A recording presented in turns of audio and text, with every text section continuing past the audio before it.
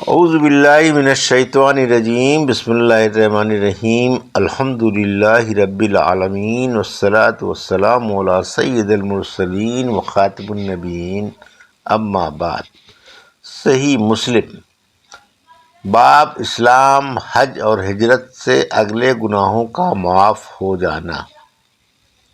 حدیث نمبر 321، اردو ترجمہ ابن شماسہ عبد الرحمن بن شماسہ بن زیب مہری سے روایت ہے، ہم عمر بن عاص رضی اللہ عنہ کے پاس گئے اور وہ مرنے کے قریب تھے تو روئے بہت دیر تک اور منہ پھیر لیا اپنا دیوار کی طرف۔ ان کے بیٹے کہنے لگے،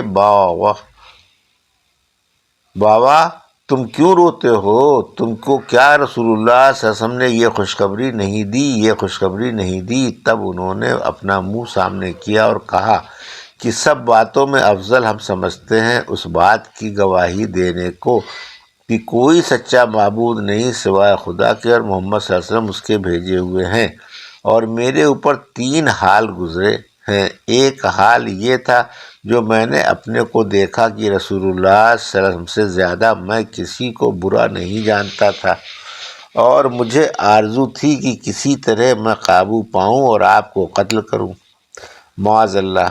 پھر اگر میں مر جاتا اس حال میں تو جہنمی ہوتا۔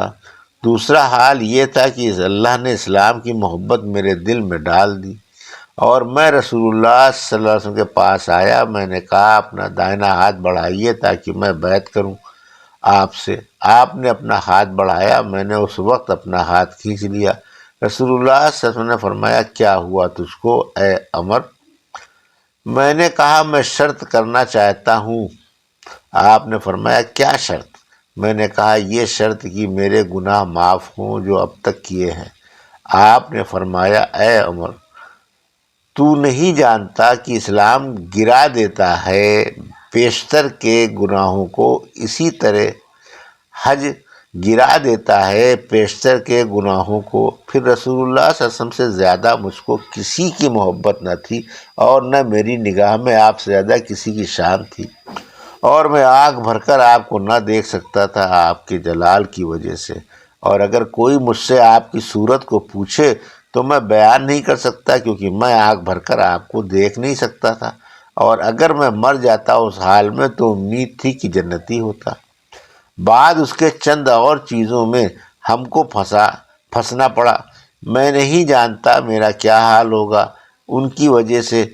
تو جب میں مر جاؤں میرے جنازے کے ساتھ کوئی رونے چلانے والی نہ ہو اور نہ آگ ہو، اور جب مجھے دفن کرنا تو مٹی ڈال دینا مجھ پر اچھی طرح اور میری قبر کے گرد کھڑے رہنا اتنی دیر تک جتنی دیر میں اونٹ کاٹا جاتا ہے اور اس کا گوشت بانٹا جاتا ہے، تاکہ میرا دل بہلے تم سے اور میں تنہائی میں گھبرا نہ جاؤں اور دیکھ لوں پروردگار کے وکیلوں کو میں کیا جواب دیتا ہوں۔ حدیث نمبر 322، اردو ترجمہ عبداللہ بن عباس رضی اللہ عنہ سے روایت ہے، مشرکوں میں چند لوگوں نے شرک کی حالت میں بہت خون کیے تھے اور بہت زنا کیا تھا، تو وہ رسول اللہ صلی اللہ علیہ وسلم کے پاس آئے اور عرض کیا، آپ جو فرماتے ہیں اور جس راہ کی طرف بلاتے ہیں وہ خوب ہے، اور جو آپ ہم کو بتلا دیں ہمارے گناہوں کا کفارہ تو ہم اسلام لاویں۔ تب یہ آیت اتری، والذین لا یدعون مع اللہ الہ، آخر تک، یعنی جو لوگ خدا تعالیٰ کے ساتھ اور دوسرے معبود کو نہیں پکارتے اور جس جان کا مارنا نہ خدا نے حرام کیا ہے اس کو نہیں مارتے مگر کسی حق کے بدلے، اور زنا نہیں کرتے، اور جو کوئی ان کاموں کو یعنی خون اور زنا اور شرک کرے تو وہ بدلہ پاوے گا اور اس کو دردناک عذاب ہوگا قیامت کے روز، اور ہمیشہ رہے گا عذاب میں ذلت سے۔ پر جو کوئی ایمان لایا اور اس نے توبہ کی اور نیک کام کیے تو اس کی برائیاں مٹ کر نیکیاں ہو جاویں گی، اور اللہ تعالیٰ مہربان ہے بخشنے والا۔ اور خدا نے ان لوگوں کو بتلا دیا کہ تم اسلام لاؤ، تمہارے اگلے سب گناہ شرک کے زمانے کے معاف ہو جاویں گے، اور یہ آیت اتری یا عبادی الذین اسرفوا علی انفسہم آخر تک، یعنی اے بندو میرے جنہوں نے گناہ کیے ہیں مت نا امید ہو اللہ کی رحمت سے۔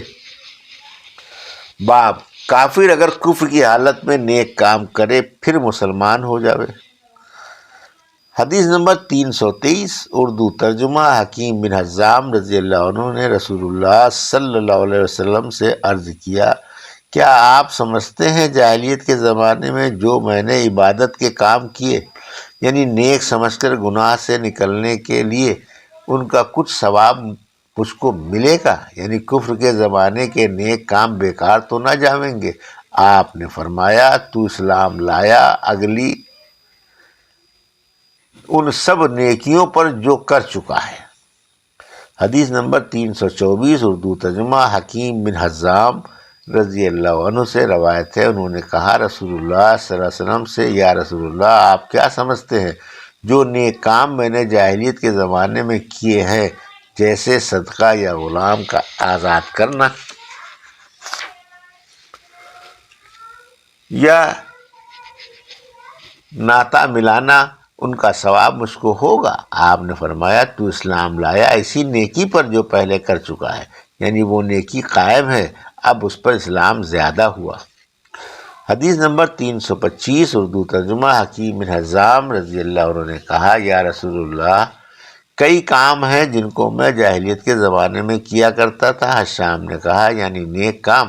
رسول اللہ صلی اللہ علیہ وسلم نے فرمایا، اسلام لایا تو ان نیکیوں پر جو تو نے کی۔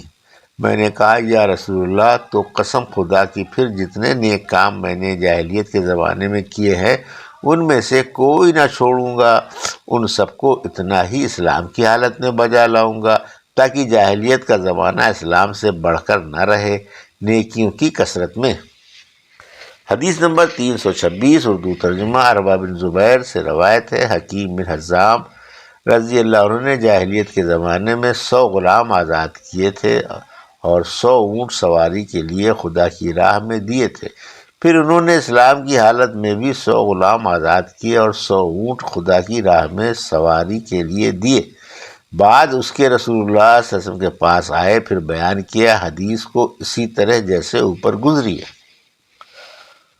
باب ایمان کی سچائی اور خلوص کا بیان۔ حدیث نمبر 327 عبداللہ بن مسعود رضی اللہ عنہ سے روایت ہے کہ جب یہ آیت اتری الذین آمنوا ولم یلبسوا ایمانہم بظلم آخر تک، یعنی جو لوگ ایمان لائے پھر انہوں نے اپنے ایمان کے ساتھ ظلم نہیں کیا، یعنی گناہ میں نہ پھنسے، ان کو امن ہے اور وہی ہے راہ پانے والے، تو بہت گراں گزری رسول اللہ صلی اللہ علیہ وسلم کے اصحاب پر۔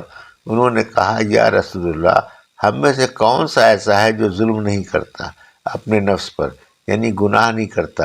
رسول اللہ صلی اللہ علیہ وسلم نے فرمایا، اس آیت کا یہ مطلب نہیں ہے جیسا تم خیال کرتے ہو، بلکہ ظلم سے مراد وہ ہے جو حضرت لقمان نے اپنے بیٹے سے کہا تھا، اے بیٹے میرے مت شرک کر اللہ کے ساتھ، بے شک شرک بڑا ظلم ہے۔ حدیث نمبر 328 اردو ترجمہ مذکورہ بالا حدیث اس سند سے بھی مروی ہے۔ باب دل میں جو وسوسے آتے ہیں جب تک وہ جم نہ جامیں ان پر مواخذہ نہ ہوگا، اور اللہ تعالیٰ نے اتنی ہی تکلیف دی ہے جتنی طاقت ہے، اور نیکی اور گناہ کا قصد کرنا کیا حکم رکھتا ہے۔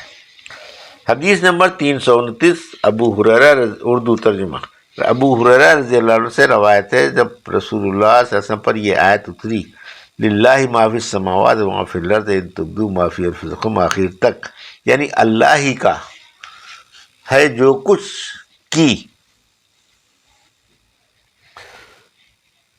کی ہے آسمانوں اور زمین میں، اور اگر تم کھول دو اپنے دل کی بات کو یا چھپاؤ اس کو، اللہ تعالیٰ حساب کرے گا اس کا تم سے، پھر بخش دے گا جس کو چاہے گا اور عذاب کرے گا جس کو چاہے گا، اور اللہ ہر چیز پر قدرت رکھتا ہے۔ تو گرا گزری رسول اللہ صلی اللہ علیہ وسلم کے اصحاب پر، اور وہ آئے رسول اللہ صلی اللہ علیہ وسلم کے پاس، پھر بیٹھ گئے گھٹنوں پر اور کہنے لگے، یا رسول اللہ ہم کو حکم ہوا ان کاموں کے کرنے کا جن کی طاقت ہے جیسے نماز، روزہ، جہاد، صدقہ۔ اب آپ پر یہ آیت اتری اور اس پر عمل کرنے کی ہم میں طاقت نہیں ہے، یعنی اپنے دل پر ہمارا زور نہیں چلتا کہ برے شیطانی وسوسے سے بالکل نہ آنے پاویں۔ رسول اللہ صلی اللہ علیہ وسلم نے فرمایا، تم کیا چاہتے ہو کہ ایسا کہو جیسے پہلے دونوں کتاب والوں یہود و نصارہ نے کہا، جب اللہ کا حکم سنا ہم نے اور نافرمانی کی، یعنی ہم نے تیرا حکم سنا پر ہم اس پر عمل نہیں کریں گے، بلکہ یوں کہو، سنا ہم نے اور مان لیا، بخش دے ہم کو اے ہمارے مالک، تیری ہی طرف ہم کو جانا ہے۔ یہ سن کر صحابہ رضی اللہ عنہ نے کہا، سنا ہم نے اور مان لیا، بخش دے ہم کو مالک ہمارے، تیری ہی طرف ہم کو جانا ہے۔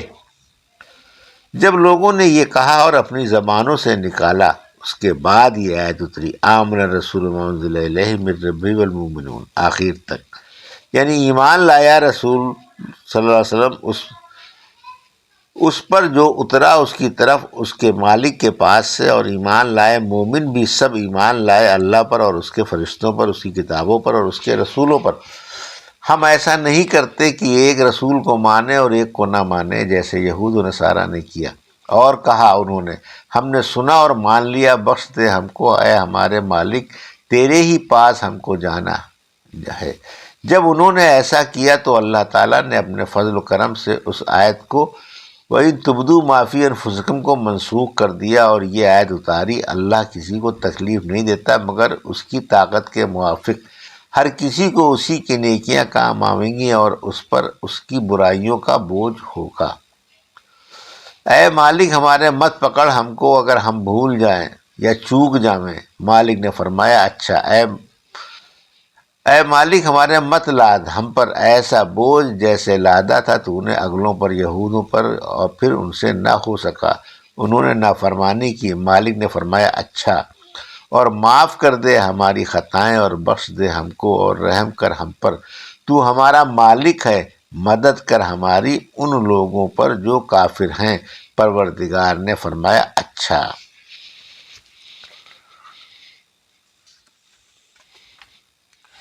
یہ تھی صحیح مسلم کی حدیث نمبر 321 سے حدیث نمبر 329 کا اردو ترجمہ جو ابھی آپ نے سماعت فرمایا۔ اللہ سے دعا ہے کہ اللہ ان حدیثوں کی صحیح سمجھ عطا فرما اور ان پر عمل کرنے کی توفیق عطا فرما، آمین یا رب العالمین۔